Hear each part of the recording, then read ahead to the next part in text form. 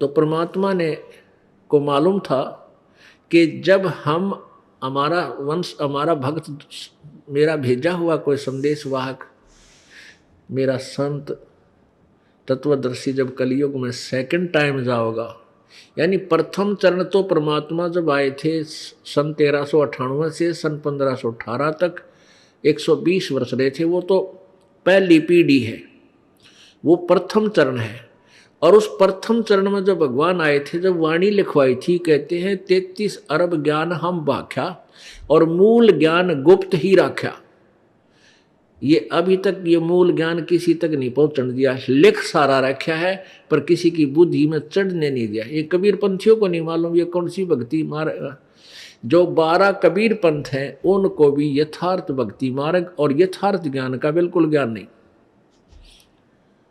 अब पुण्यात्माओं, यह और एक समस्या आ गई मेरे सामने कि मैं जब ये दास ये कहता है कि कबीर पंथियों को ज्ञान नहीं,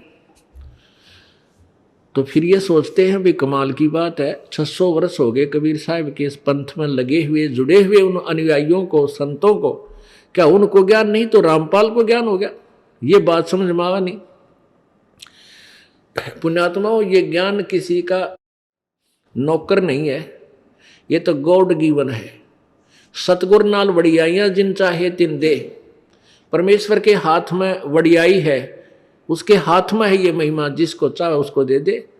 एक झोटे को वो वेद ज्ञाता बना सकता है, इस दास में तो कम से कम जबान तो दे रखी थी भगवान ने, मनुष्य शरीर भी तो दे रखा मालिक ने, तो इसमें ज्ञान दे दिया।